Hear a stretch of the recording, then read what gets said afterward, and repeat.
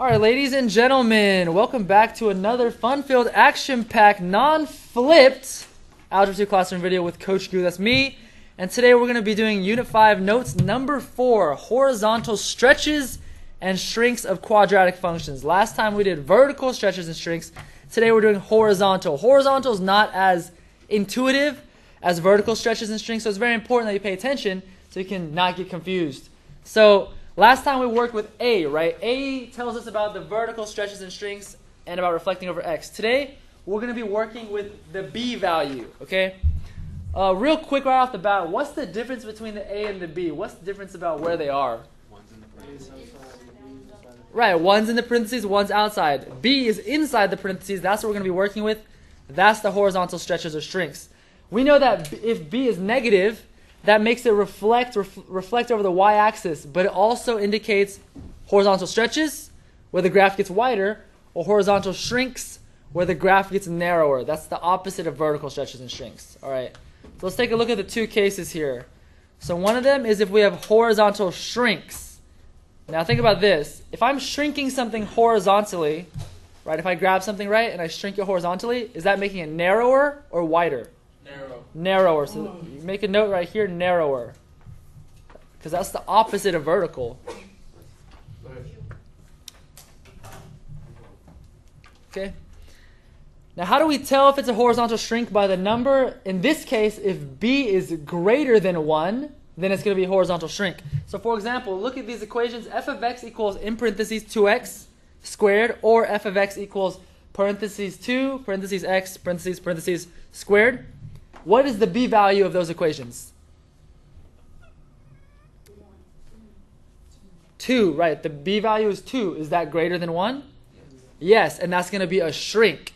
You would think that it's going to be a stretch because it's greater than 1, but it's opposite. Horizontal is opposite. Okay, so what you're going to do is you're going to multiply all your x values by 1/2, which is the same as dividing by 2, right, in this situation. So real quick, let's do the parent function. So what are the 5 points that I always start out with? Negative 2, 4. Negative 1, 1. 0, 0. 1, 1. And 2, 4. And so I want you to graph that real quick as well, because we want to compare with our original parent function.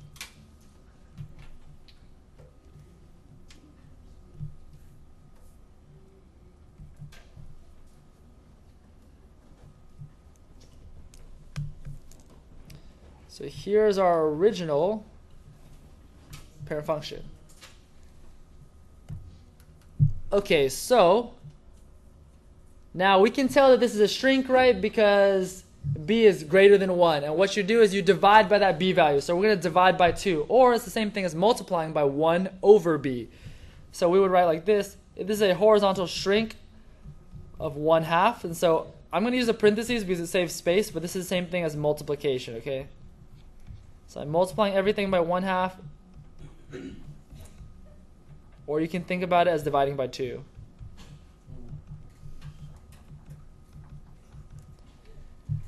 And so once I horizontally shrink this, what are my new x values?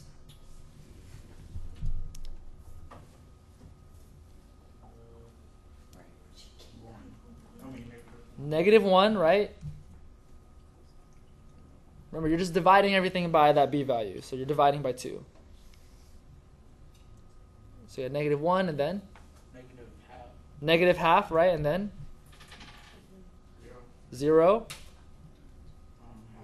1/2. And then finally? 1.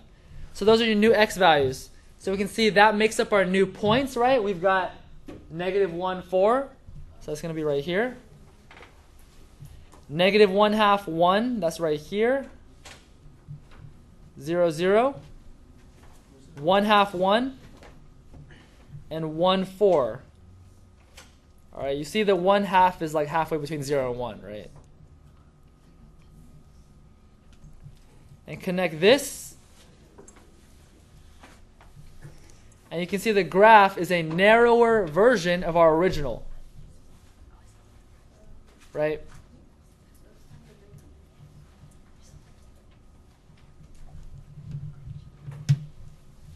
What is that top number? The top number, which one? Right here? Nope. This? Yep. It says like horizontal stretch, so HS by 1/2. I mean horizontal shrink, sorry. Horizontal shrink by 1/2, so I multiply everything by 1/2. Okay, now let's look at the other case. We can have a horizontal stretch. So if I grab something and I stretch it out horizontally, does that make it wider or narrower? Wider, right. Okay, so I'll write that. It's wider. And in this case, it's going to be if your b value is between 0 and 1. So if you have a small number like a fraction or something, right? And so, look, for example, if we have f of x equals, in parentheses, 1 over 2x squared, or f of x equals parentheses 1/2, parentheses x, parentheses, parentheses squared. What is the b value there on those ones? 1/2, that's right. That's between 0 and 1, so that's going to be a stretch. It's opposite of what you would think. So let's put our parent function down first, as always. -2, 4. -1, 1. 0, 0, 1, 1, and 2, 4. All right, so graph that. Yeah, graph the original.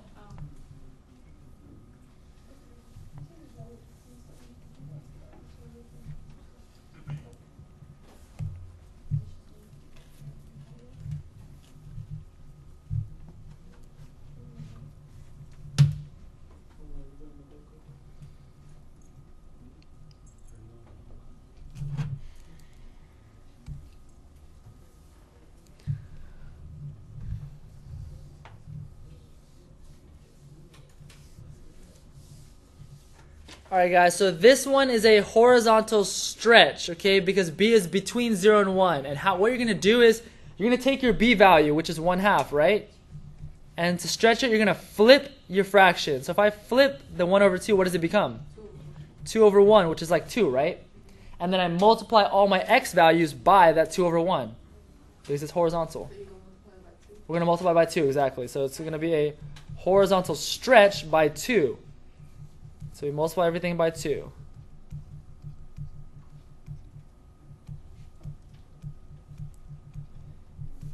And so what are my new x values then? -4, -2, 0, 2, and 4. And so those outermost numbers, those are our values for the x and y of each point. Okay, so what is one of my points? -4, 4, right. What's my next point? -2, 1, right? Next, 0, 0, and then 2, 1, and 4, 4, right. And so we connect this up. Oy, okay.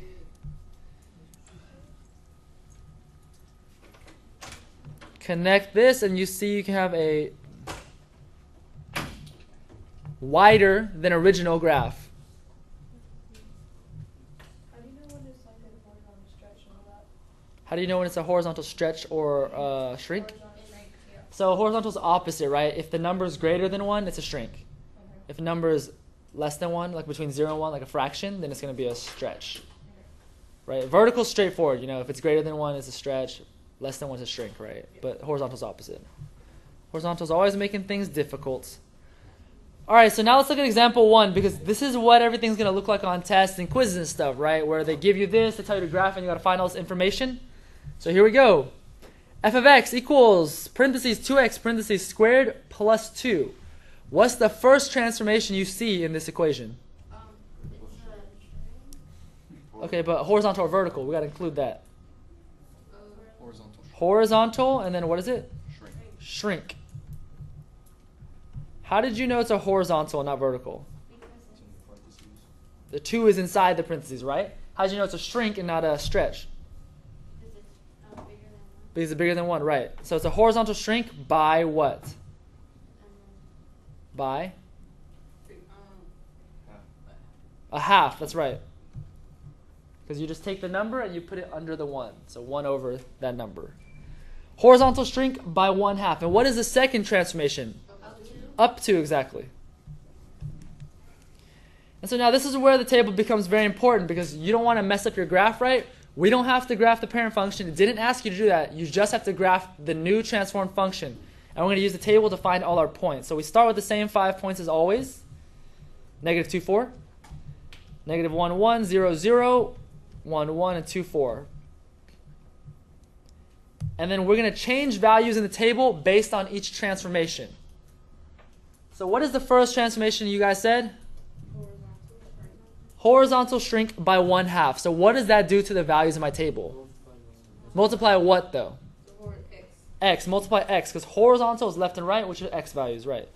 So horizontal shrink by 1/2. So I multiply everything by 1/2. Or divide by 2, right? Same thing.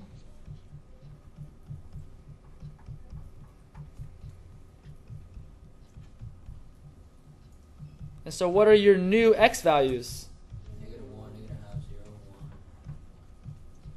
Negative 1, negative 1/2, 0, 1/2, and 1. Yeah, that's right. Okay. And then what is my second transformation that I said? Up 2. So what would that do to the values of my table? Add 2 to the y. Add 2 to the y, right, because y is up and down. So up 2.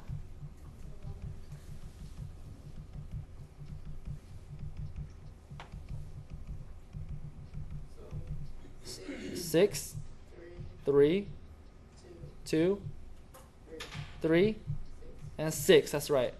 And so those outmost numbers, that gives you the values. That gives you our points, right? So one of our points is what? Negative 1, 6. That's right here. What's the next point? Negative 1/2, 3. So that's right about here. And then we have 0, 2. And then 1/2, 3 right there. And lastly, 1, 6. That's right. And so your graph should look something like this. Try to get a little bit of curve on it. Boom.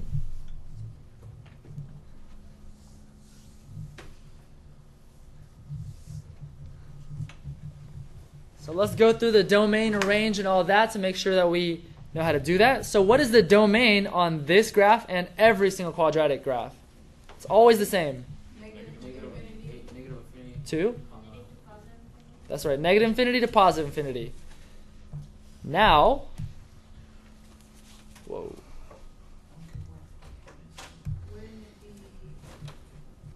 Hang on a second. Let me put this purple dot right here. What is my range then? 2. And what kind of signs should I use around? Bracket on the 2. Parentheses on the infinity, right? Because we're touching the 2, but you can never actually reach infinity. Good. So lowest to the highest. Always start with the lowest and go to the highest. All right, what is my y-intercept? 2, 0. 2 zeros over here. 0, 2. 0, 2, right. That's right. That's the point that touches the y-axis. What is my x-intercept? None. This graph does not touch the x-axis ever. What is my vertex? 0, 2. 0, 2. That's right. It's the very middle point. Or it's going to be the lowest point, right? If it's opening up, or it's going to be the highest point if it's opening down. What is the axis of symmetry? X equals 0, right? Because it's the line that cuts your graph in half. And it's always x equals a number, so x equals 0 here. Okay, now for minimum and maximum value, I don't even need to look at my graph. Where can I look to find minimum and maximum? The range, right. So what is my minimum? 2. And what is my maximum? What? None. It's none, remember? Infinity is not a point, so it would be none. Okay? But that's good though. All right, let's look at one more graphing example because the next one's very important for formatting. It looks really weird because look, oh man, double parentheses right there. But that is very necessary when you have a horizontal shift and you have a horizontal stretch or shrink. Because without the parentheses, 1/3 x minus 1 without parentheses, that's not the same as this. Okay? That will completely change your vertex. All right, so let's go through the transformations. What's the very first transformation you see here? Flip over the. It's over the x-axis. Yes, reflect over the x-axis. Reflect over the x-axis. Because that negative sign on the outside of the parentheses right there, right? Yeah. What's the next transformation you see in there then? Horizontal stretch. Horizontal stretch, right? By what? By 3. If it's a stretch, it needs to get bigger, right? So your number can't be 1/3. That's smaller than 1, right? That'd be getting smaller. So you flip it over, it becomes 3. I see it because I didn't see the 1/3. Yeah. And what's the last transformation you see in there? Down one. No, right. Whoa. Right 1. Why is it to the right and not down? Because it's -1. But why is it left and right and not up and down? Oh, because it's not outside the parentheses. Because it's inside the parentheses. Yes, exactly. If it was outside, then yeah, it would be down 1. But this is on the inside. All right, so let's put our basic points that we always start with. -2, 4. -1, 1. 0, 0. 1, 1. 2, 4. You got to shout it out, Omar. You got to let the people know. Straight into the mic. All right, so now we're going to do all the transformations one by one. So what's the first transformation? Over the x-axis. Reflect over the x. What does that do to my values in the table? Makes it open. Oh. What? What should I do to my values in the table? Make it negative. Which ones? The x's. No, Re- y's. Why is it the y's? Because when you flip it on that side, it's up and down. It's up and down, that's right. And y's are up and down, right. When you reflect over x, it's up and down. The y's are up and down. So reflect over the x. All you do is multiply all your y's by -1. All your y values by -1. I totally forgot you were recording this class. Because when you reflect over the x, right, look at your hand, right? It's going up and down. And so you're going to be dealing with the y values. And so what are your new y values then? -4, -1, 0, -1, and -4. Okay, what is the next transformation we have here? Times it by Times what? the x. The x, right? Because horizontal stretch by 3, horizontal is x values. So horizontal stretch by 3, we're going to multiply all the x's by 3.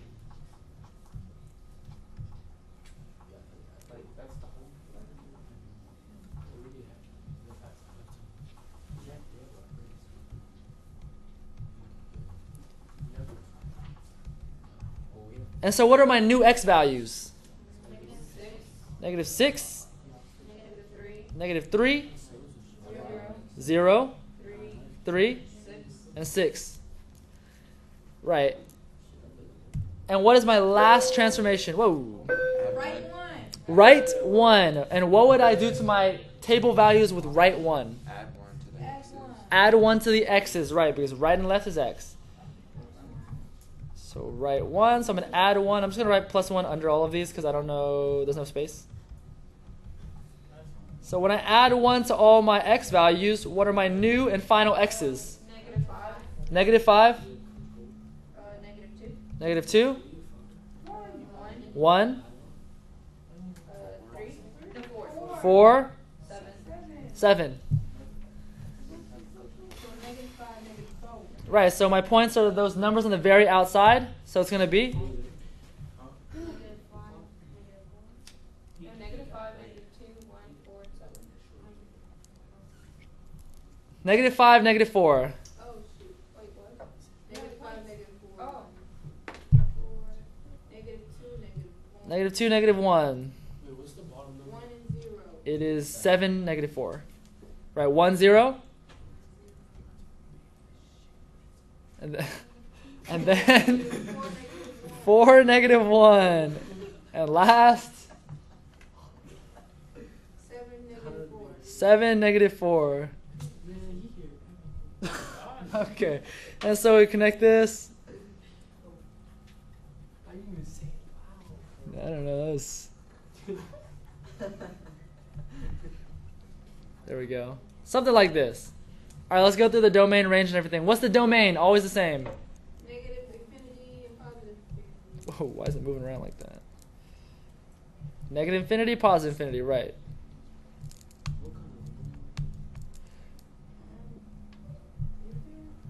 What is the range now?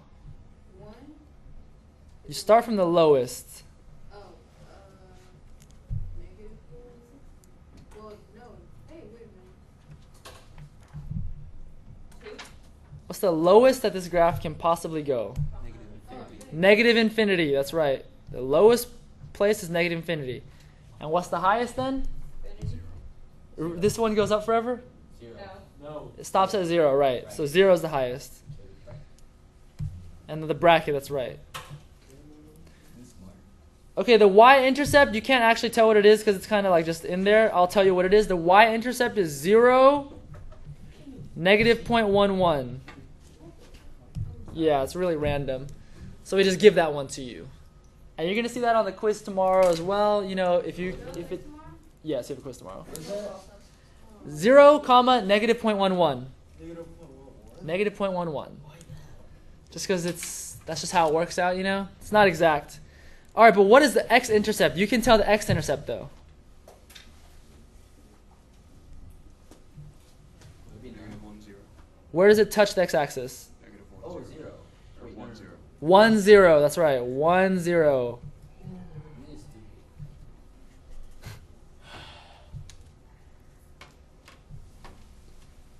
Why is it spazzing out like that? Wow. Spasm. Let's move down a little bit, please.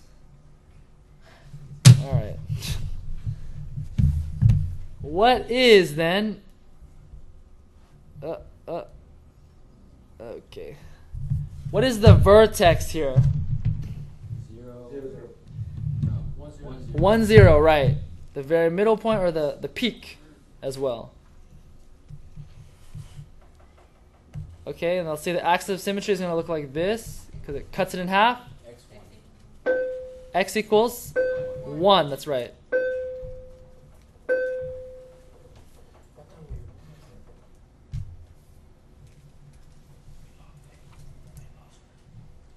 Okay, let me finish drawing that one. Hey. All right. And then we don't even need to look at the graph for the minimum and maximum value. What is the minimum? None. Because negative infinity is not a point, so it's none. Look at my letters just flying around here. And what is the maximum? 0. 0. You just take it out of the range. There we go. Okay, so that's it. But now, let's look at the examples under this. These examples down here are going to help you determine the difference between vertical and horizontal. And then the factors, okay? So what I want you to do is, based on the following equations, tell whether the quadratic parent function has gone through a horizontal or vertical stretch or shrink, and then give the stretch or shrink factor. So I'm going to do 2 of these with you, and then I want you guys to try the rest on your own. So number 1, it says f of x equals parentheses 3x parentheses squared. Is that vertical or horizontal? Horizontal. Horizontal. How did you know it's horizontal? There's a parentheses. Because it's inside the parentheses. What's inside the parentheses exactly? It's not about the x, it's about the 3, right? The 3 is inside the parentheses. All right, and is that going to be a stretch or a shrink? Shrink. Shrink, right, because horizontal is opposite. And the shrink by what? 3. 1 third. 1/3, that's right. Because 3 would be getting bigger, right? So 1/3 is making it smaller.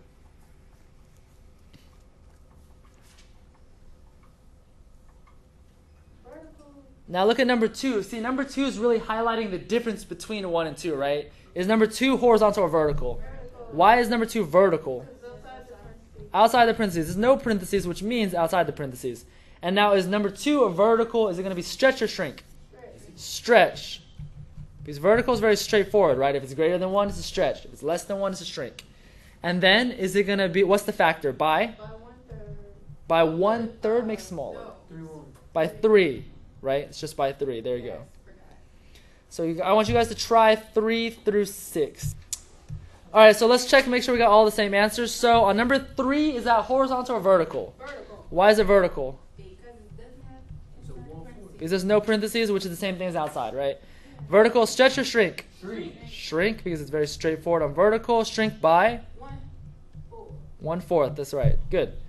Number 4. So that's like highlighting the difference between 3 and 4, right? Number 4, is that horizontal or vertical? Horizontal. Why is it horizontal? Because inside the parentheses. Inside the parentheses. And is it stretch or shrink? Shrink. Stretch. Horizontal is, Opposite. yes, exactly. Horizontal is opposite. So the stretch by 4. 4. Good. What do you mean by opposite? Because normally you think less than 1, you think it's a shrink, right? Right? Yeah. But that's only with vertical. On horizontal, it's like you're looking at it, it's less than 1. That's going to make it a stretch, actually. Opposite of, what your logic would be. On number 5, is that horizontal or vertical? Horizontal. And is it a stretch or a shrink? It's a stretch by 2. Stretch by 2, good. Wait, how do you know that? Because it's less than 1, right? So you know it's a stretch. Wait, what is less The B value right here.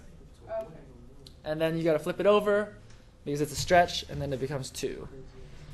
All right, number 6. Is that a horizontal or vertical? Horizontal, why? Because it's not the x, it's the number. The negative 3. The negative 3 is inside the parentheses. Okay, okay? Jaime, is this going to be a stretch or a shrink right here? Number 6. A stretch. Remember, it's horizontal, right? Yeah. So it's opposite of what you would think. Shrink. Shrink, and shrink by what? Negative. By a third. Oh. You don't include the negative sign. Horizontal, shrink by a third, right?